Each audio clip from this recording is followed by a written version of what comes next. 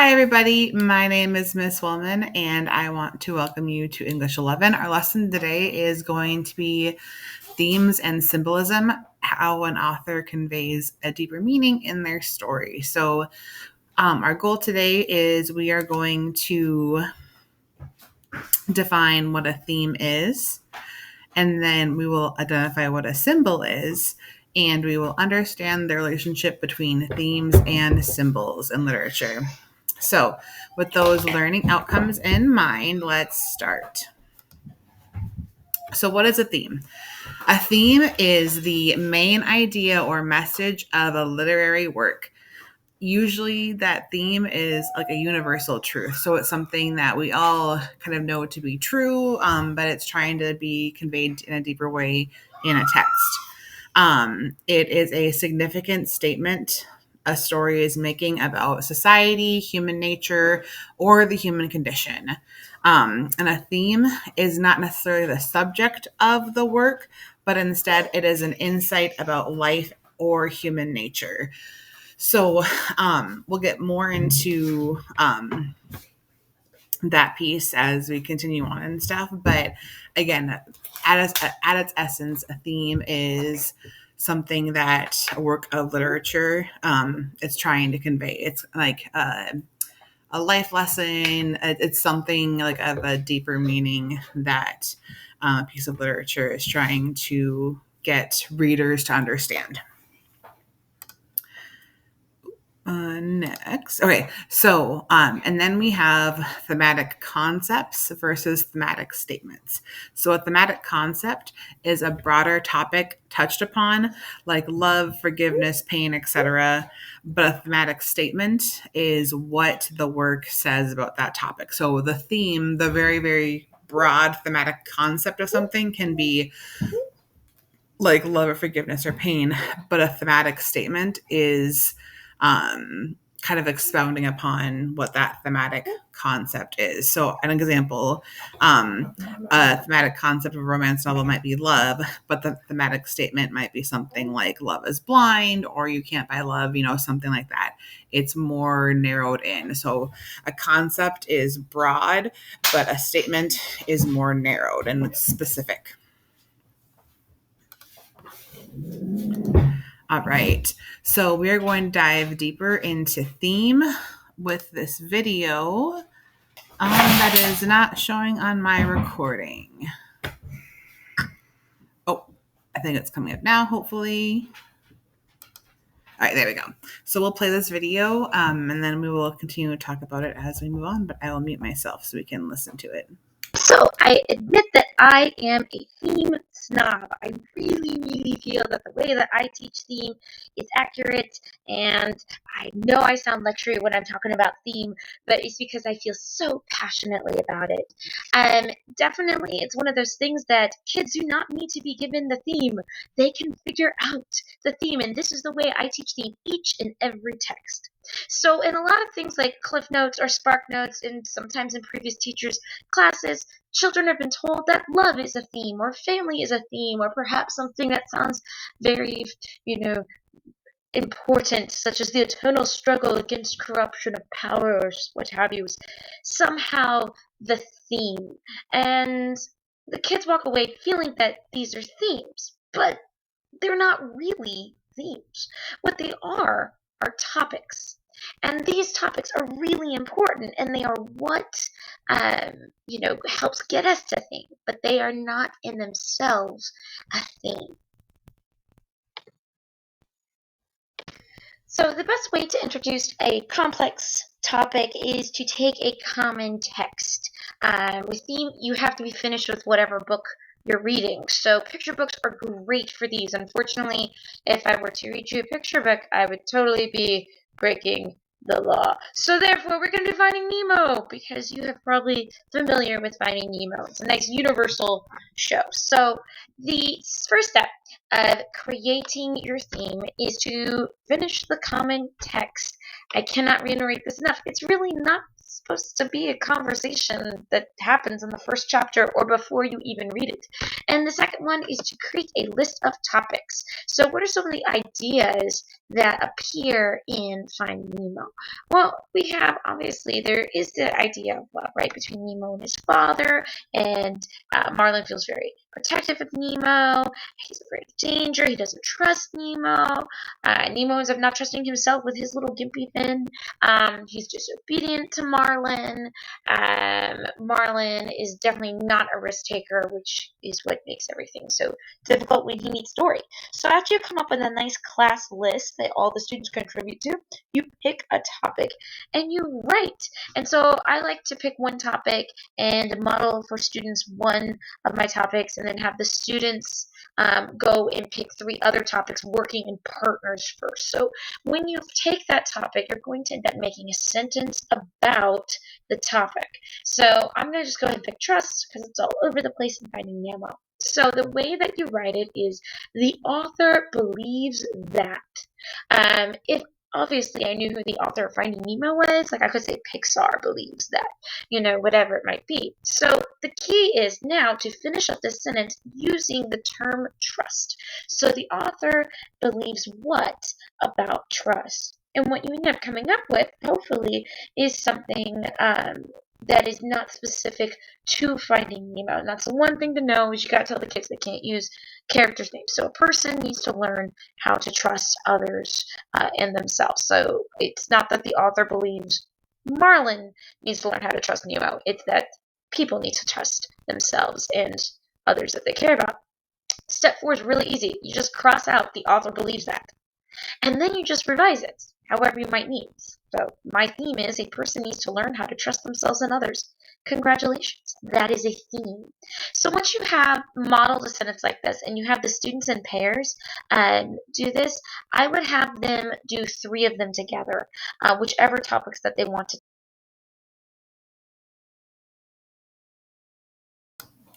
By all means, you guys can finish watching that video. She does give a couple of other really good tips with theme, but she, the creator of this video, her YouTube channel is called Guiding on the Side. Really wonderful, full of knowledge about theme, and I really just wanted for us to cover kind of how she went through picking out what a theme was and like writing her thematic statement. So it's really good kind of tips and tools to use with doing that. So again, you guys can watch the rest of the video in your own time, but just for the sake of time in this lesson, I want to make sure we get to the rest of everything. So we'll just kind of stop it there for right now. Okay, so I admit that. I mean to pause it. I hope I can move to the next part. Okay, now we're good. All right. So now we have symbolism. So symbolism is the practice of representing things by the means of symbols. And it's attributing symbolic meanings or significance to objects, events, or relationships, but in the text. It's anything that represents another thing in the text, and they are used deliberately to reinforce meaning. So, what that is it's in the text that you're reading, whether it's, whether it's Frankenstein, whether it's, something in a different class that you're reading, whether it's a book for fun. A symbol is something that people interact with in a text that helps kind of further push along the meaning of that said symbol. So like a good example that I think everyone is kind of familiar with in the Hunger Games, Katniss has the Mockingjay pin that she gets from Madge, and then that Mockingjay and that pin literally become a symbol for the rebellion. And as you kind of see the story unfold and get more background about Katniss, more about the first rebellions that happened, more about the Mockingjays themselves, you realize that a Mockingjay, before it was, Katniss's like little icon that she had that made her stand out, it was a symbol of rebellion from the very beginning.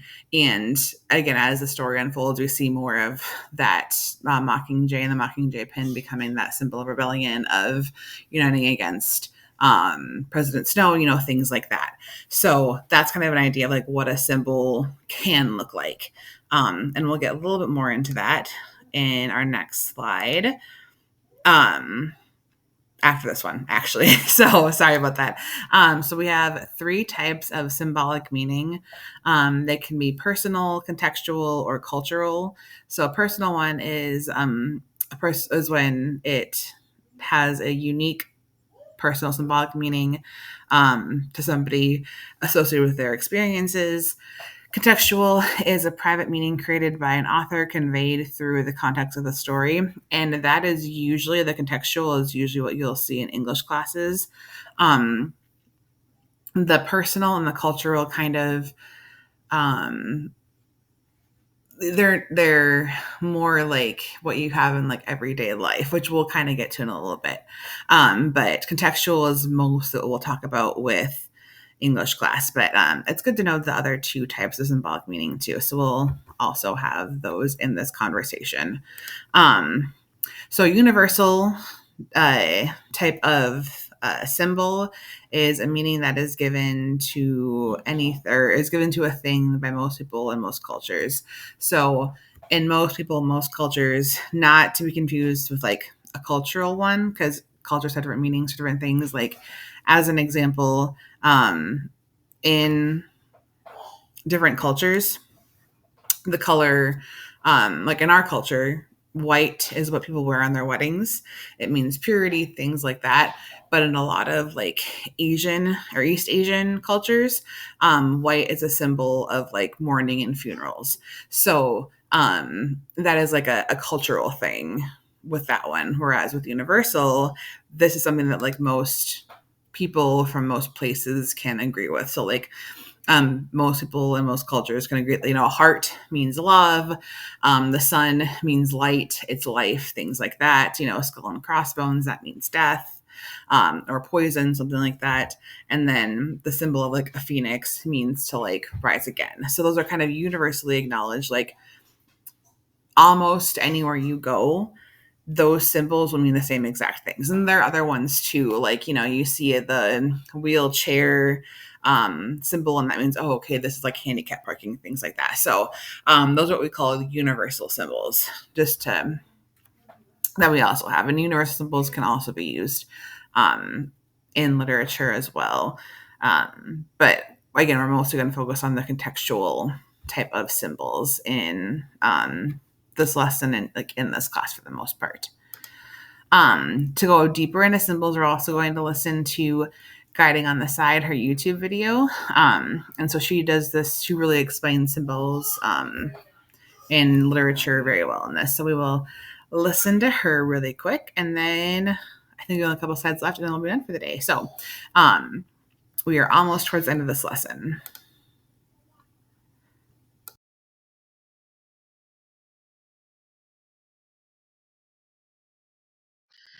Okay, so the only way you will ever need to teach symbolism, just like with theme, I teach this the metacognitive way, and this is the strategy that works really, really well. So the first rule of teaching symbolism is don't talk about symbolism. The first thing you want to have the students do is actually draw.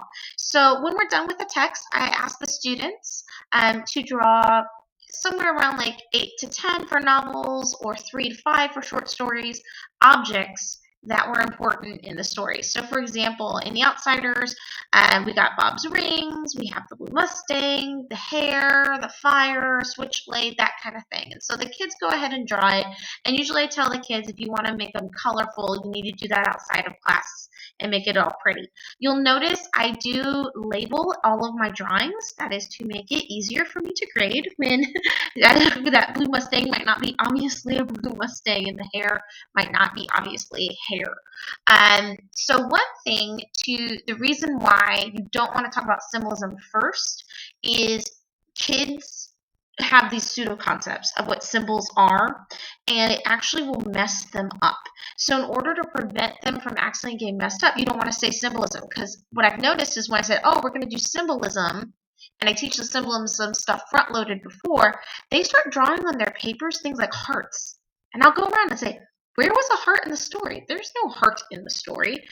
So it kind of just makes life easy. So once we have those objects done, the next day I come in and we discuss a lot of different definitions of what a symbol is.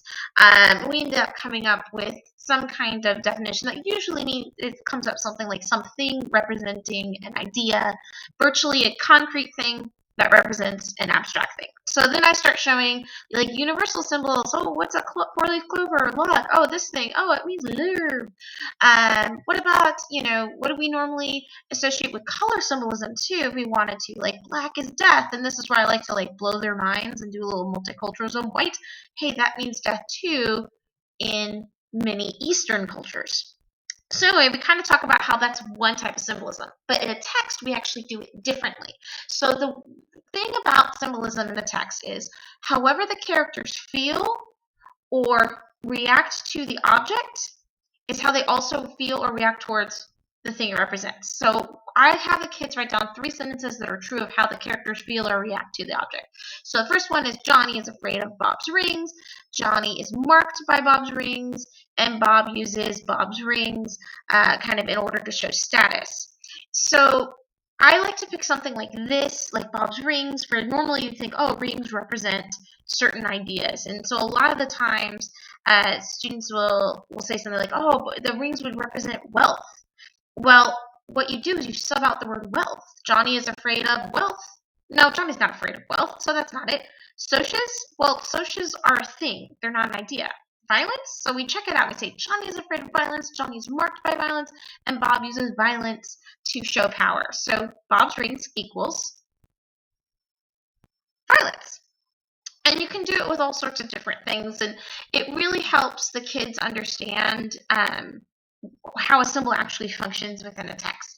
The thing that you want to do is have them write 3 sentences, because if they just write 1 sentence, it's so easy to accidentally pick the wrong thing. So greasers want blank, the socials have blank, and blank gives people status. And so the blue Mustang fills in the blank, but so does the idea of wealth. Greasers want wealth, socials have wealth, and wealth gives people status. Now, I do a little mini lesson on these more the things like fire and lightning and mountains and those kind of things as universal symbols. So kind of symbols that transcend various cultures and times and tend to mean the same thing. So you want to make the children aware of this because it sometimes can help us shortcut symbolism really easily. So with these kinds of universal symbols, I like to give examples like what would sunshine be, and usually light is like kind of getting away darkness, and just like knowledge, or flowing river or mountain usually represents adversity. So going through that dialogue with, why do we use fire and the way that, you use fire in order to purify things. Like it's literally a purifier. If you were going to need to like do emergency surgery out in the wilderness, you could light the metal on fire, but also symbolically is the purification of Johnny. So it's really actually not too complex. The kids definitely should work as partners at the beginning. They can always finish it up by themselves at home, but the idea is be metacognitive. Again, lots of really good information with that, and the practice of trying to like take a symbol in a text and then write sentences about it to see what fits best with it is really helpful, and that will help you guys a lot when it comes to your guys' portfolio, which we will introduce here pretty soon. But to kind of get into it a little bit, in the portfolio, what you're going to do is you are going to write if you think that fire, or what you believe fire or light symbolizes, and what theme it represents in the text. All right. Okay, Oops. So the only did it again. All right, so how they work together. Symbols are used to help convey themes in stories. So let's take, for another example, the ring in Lord of the Rings. It represents power and its ability to corrupt even the purest of souls. So Frodo lived a very easy life. He had money, didn't really need power, which is part of the reason why he was chosen for this mission, because he really have the ambition to be more than what he just was. And again, hobbits in general don't have great ambition or desire to dominate other people, other cultures, which is again why he was really good fit to take the ring on this mission. Yet the ring, over time, still corrupted Frodo and rendered him unable to destroy it. And so, kind of conveying the theme of ultimate power corrupts ultimately. So, the ring was that physical symbol in the text, and then it showed the theme of power corrupting over time.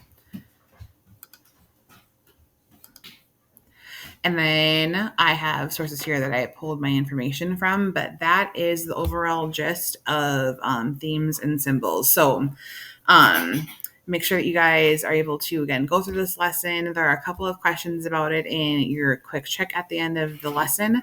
And then tomorrow, just as a quick, let you know, the lesson for tomorrow is going to be going over the specific themes in Frankenstein.